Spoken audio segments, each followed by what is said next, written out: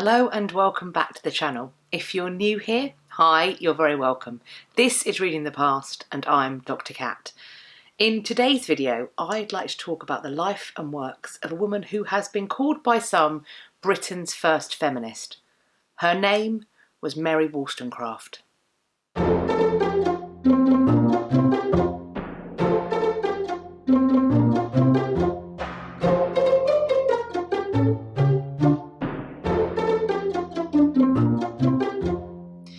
Mary was born on the 27th of April 1759 in Spitalfields, London. Her early life was not particularly happy. Her father Edward was by all accounts a violent alcoholic. Mary referred to him as a despot. He was violent to her but also to her mother. Unfortunately, she received little comfort or seemingly motherly affection from her mother, and referring to their relationship, she was scathing, seeing her mother as favouring her brother. She says the following: "Such, indeed, is the force of prejudice, that what was called spirit and wit in him was cruelly repressed as forwardness in me." Not only was she castigated for her behaviour when it was similar to that of her brothers, additionally, her brother was given all of the advantages of an expensive formal education, while Mary was denied the same. And it would seem that this caused a lot of pain to her. Mary was keen to learn. She had an active, agile mind, and to have this denied is perhaps something that we can see as a foundation stone for the work that she will produce later, some of which I'm going to talk to you about today. In 1786, Mary completed her first book, Thoughts on the Education of Daughters. It was published the following year by her friend Joseph Johnson, and apparently it earned her £10. Johnson was clearly impressed with Mary's skills as a writer, and he would employ her as a regular contributor for his new journal, the Analytical Review. In 1788, Mary produces her first novel. It is called, perhaps a little egotistically, Mary, a Fiction. In the same year, she also puts together a collection of stories for children, which she calls Original Stories from Real Life. In the following year, 1789, she puts together a collection or anthology for women, which she calls The Female Reader. 1789 was also the beginnings of the Revolution in France. Mary watched clearly with interest, and it provided the backdrop for her next literary forays. Mary engaged in a pamphlet war with people who viewed the world differently to how she did. Because at the very start, Mary was a staunch supporter of the Republican project. She saw it as a way to get a levelling effect, for there to be equality, not just within the classes, but also between the sexes. Now, granted, as time moved on and events overtook her, she does seem to have changed her viewpoint. But at this point, she is a staunch supporter and an ardent admirer of the Republicans and their attempts to change the constitution of their nation. In 1790, just a year after the revolution had begun, Edmund Burke produced his Reflections on the Revolution in France. Unlike Wollstonecraft, he was not impressed by what he was seeing on the continent. He saw the French Revolution as a threat to the stability and security of Europe as a whole. He advocated for reform rather than revolution, and he defended vociferously constitutional monarchy and inherited wealth and privilege, of the kind enjoyed in Great Britain then and now. Here are some excerpts from Burke's text dealing with the French Revolution. "All circumstances taken together, the French Revolution is the most astonishing thing that has hitherto happened in the world. The most wonderful things are brought about in many instances by means the most absurd and ridiculous, in the most ridiculous modes, and apparently by the most contemptible instruments. Everything seems out of nature in this strange chaos of levity and ferocity, and of all sorts of crimes jumbled together with all sorts of follies." Later in his document, he continues, "Society is indeed a contract. Subordinate contracts for objects of mere occasional interest may be dissolved at pleasure, but the state ought not to be considered as nothing better than a partnership agreement in a trade of pepper and coffee, calico or tobacco, or some other such low concern, to be taken up for a little temporary interest, and to be dissolved by the fancy of the parties. It is the first and supreme necessity only, a necessity that is not chosen but chooses, a necessity paramount to deliberation, that admits no discussion and demands no evidence, which alone can justify a resort to anarchy. This necessity is no exception to the rule, because this necessity itself is a part too of that moral and physical disposition of things, to which man must be obedient by consent or force. But if that which is only submission to necessity should be made the object of choice, the law is broken. Nature is disobeyed, and the rebellious are outlawed, cast forth and exiled from this world of reason and order and peace and virtue and fruitful penitence into the antagonist world of madness, discord, vice, confusion, and unavailing sorrow. In the same year, also 1790, Wollstonecraft responds to Burke's text. In fact, she does so in the first iteration within weeks. Her text is called A Vindication of the Rights of Men. In it, she counters Burke's accusations and rhetoric and extols the virtues of republics. It is telling that when this text was first published, as I said, just weeks after Burke's, she left her name off. Within another few weeks, however, she had produced a revised second edition, and this one bore her name, Mary Wollstonecraft. It is disappointing, although perhaps thoroughly unsurprising, that in the case of the first anonymous version, people were talking about the arguments posed, whether they agreed with them or not, how valid the rhetoric was. However, when the next edition appeared, bearing the name Mary Wollstonecraft, all of a sudden it became, for many, about her sex. That was what they wanted to talk about, rather than the arguments she was presenting. In 1791, a Frenchman, Charles Maurice de Talleyrand-Périgord, put together a report on public education or instruction, which he delivered to the National Assembly in France. Whether it was his intention or not, this text must have felt, I believe, to Mary Wollstonecraft like the 18th century version of a subtweet, particularly if we look at his views, or rather dictates, on how women should be educated. It's a long document, but of course the points on the education of women is just before the summary. So, the education of women is the last thing on his agenda. He says on the topic of the education of women the following: Men are destined to live on the stage of the world. Public education suits them. It sets early in their eyes all the scenes of life. The proportions alone are different. The paternal house is better for the education of women. They have less need to learn to deal with the interests of others than to become accustomed to a calm and withdrawn life. Intended for domestic care, it is within their family that they should receive the first lessons and examples. Fathers and mothers, aware of this sacred duty, will feel the extent of the obligations it imposes. The presence of a young girl purifies the place where she lives, and the innocence commands her surroundings, the repentance or virtue. Let all your institutions, therefore, tend to concentrate the education of women in this domestic asylum. There is none which is more suited to modesty, and which prepares for it more sweet habits. Up to the age of 8, they could, without inconvenience, attend the primary schools, and draw on them the elements of knowledge which must be common to both sexes. But before leaving childhood, they must withdraw and shut themselves up in the paternal house, which must not be forgotten that retirement homes are an imperfect replacement. Then it will be necessary to provide them with other help to learn the useful arts and to give them the means to subsist independently by the product of their work. Thus, taking it as a rule the terms of the Constitution, we shall recommend for women domestic education as the most suitable to prepare them for the virtues which it is important for them to acquire.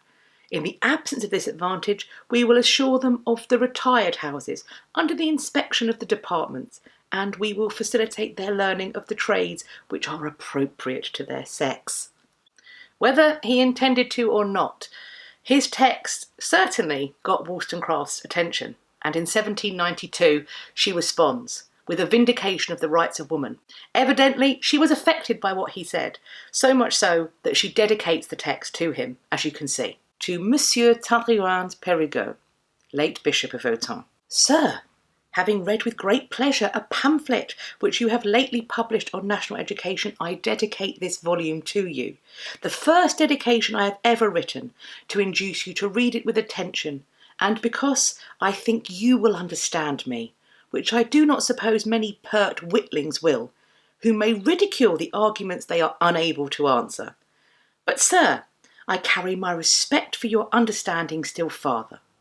So far, I am confident you will not throw my work aside and hastily conclude that I am in the wrong because you did not view the subject in the same light yourself. And pardon my frankness, but I must observe that you treated it in too cursory a manner, contented to consider it as it had been considered formerly, when the rights of man, not to advert to woman, were trampled on as chimerical. I call upon you, therefore, now to weigh what I have advanced respecting the rights of woman and national education, and I call with the firm tone of humanity, for my arguments, sir, are dictated by a disinterested spirit. I plead for my sex, not for myself. I'm most comfortable referring to Mary Wollstonecraft as a proto-feminist, because for me, some of the things she says are problematic, to say the least. Now, of course, if they are read with a cocked eyebrow and a heavy dose of irony, it's less so. But if we look at her last sections of the Vindication of the Rights of Woman, here, from the tyranny of man, I firmly believe, the greater number of female follies proceed, and the cunning, which I allow makes at present a part of their character, I likewise have repeatedly endeavoured to prove is produced by oppression. Asserting the rights which women in common with men ought to contend for, I have not attempted to extenuate their faults, but to prove them to be the natural consequence of their education and station in society. If so, it is reasonable to suppose that they will change their character and correct their vices and follies when they are allowed to be free in a physical, moral, and civil sense. Let woman share the rights, and she will emulate the virtues of man. For she must grow more perfect when emancipated, or justify the authority that chains such a weak being to her duty. If the latter, it will be expedient to open a fresh trade with Russia for whips, a present which a father should always make to his son-in-law on his wedding day, that a husband may keep his whole family in order by the same means, and without any violation of justice reign, wielding this sceptre, sole master of his house, because he is the only being in it who has reason. The divine, indefeasible, earthly sovereignty breathed into man by the master of the universe. Allowing this position, women have not any inherent rights to claim, and by the same rules, their duties vanish. For rights and duties are inseparable. Be just then, O ye men of understanding, and mark not more severely what women do amiss than the vicious tricks of the horse or the ass, for whom ye provide provender, and allow her the privileges of ignorance, to whom ye deny the rights of reason, or ye will be worse than Egyptian taskmasters, expecting virtue where nature has not given understanding. For me, her acceptance of female frailty and, essentially, vice is problematic. Now, granted, she does put the blame clearly on men and in the fact that they won't allow women to become educated for this viciousness. Nevertheless, it doesn't sit easy with me. And perhaps it explains why more recent feminists have looked to Wollstonecraft's life, unconventional as it was, as an example of her feminism, rather than focusing on her writing. They want to use her, but because this text in particular is as problematic as it is for modern feminists, they divert attention away. And certainly, there is a lot of fodder to divert that attention towards. In January 1793, Louis XVI was executed in Paris. By this point, Mary was also living in that city. Witnessing this destructive bloodshed, this violence and terror firsthand, took the sheen off republicanism for her. She was no longer the ardent, devoted supporter. Now she clearly had questions and concerns. In the same year, Mary met the man who would be the father of her first child, Fanny. He was the American Gilbert Imlay, and Fanny was born the following year in 1794, despite the fact that her parents had not married. I'm sure you will agree that I am not overstating the case when I mention that having a child out of wedlock in the 18th century was an unconventional choice for a woman. In fact, it was an unconventional choice for a woman for much of our history. Clearly, Wollstonecraft loved Imlay. Despite his repeated infidelity, she followed him to Scandinavia and back to London. However, at some point in 1795, his repeated betrayals became too much, and Wollstonecraft attempted to take her own life by jumping off a Putney Bridge into the Thames. She was rescued. Fortunately, she eventually recovered in both mind and body. Indeed, just the following year, 1796, Mary Wollstonecraft began her relationship with William Godwin. They had met a few years previously, having been introduced by her friend and publisher, Joseph Johnson. Mary fell pregnant within the year, and they were married in the following March, 1797. On the 30th of August, Mary went into labour, and she gave birth to another daughter, also called Mary. That Mary would go on to be the author of Frankenstein. Unfortunately, Mary Wollstonecraft did not survive for very long. She died of a childbirth-related complication, an acute hemorrhage followed by infection. After her death, of course, Mary Wollstonecraft's story was no longer her own to write or to tell. Instead, her husband, William Godwin, took up that mantle. Godwin was undeniably grief-stricken with his wife's death, and in 1798 he published a biography on Mary Wollstonecraft's life. He included not only her writings and her political aspirations, but also the complete truth of her unconventional lifestyle, sexual and living arrangements. Although he clearly accepted these parts of Mary Wollstonecraft wholeheartedly and was proud of the woman that she was, the public who read the text did not feel the same way. William Godwin's biography meant that after her death, Mary Wollstonecraft's legacy and reputation came in for censure and reproach. Her writings were now looked at through a moralising lens that viewed her as a dangerously promiscuous woman and a bad influence. Of course, for later feminists, it is the unconventional lifestyle that appeals to them so much about Mary Wollstonecraft. Now, while I understand this, it is a little disappointing to me that we have in some ways obscured the life and legacy of Mary Wollstonecraft by allowing most of our understanding of her to come from the narrative shaped by William Godwin. I think he was absolutely doing so out of love and devotion. The wife that he adored had died, and in producing that biography, I don't think he ever sought to place himself and his views before her. That is what's happened. She is silenced in death, and the telling of her life is shaped by him. And I can't help but wonder how comfortable Mary Wollstonecraft would have been with that turn of events. But I'd love to hear what you think about Mary Wollstonecraft and about how her legacy and reputation was shaped after her death without her consent or control. So let me know in the comment section down below, or you can come and find me over on my social media. I'll be leaving the links to those in the description box. Follow me there and we can continue the conversation. I hope you've enjoyed this video and found it useful. If you did, please let me know by giving it a thumbs up. Please also subscribe to my channel and click the bell icon so that YouTube tells you when I've next uploaded. I hope you're going to have a great day, whatever you're doing, and I look forward to speaking to you all next time. Take care of yourselves. Bye-bye for now.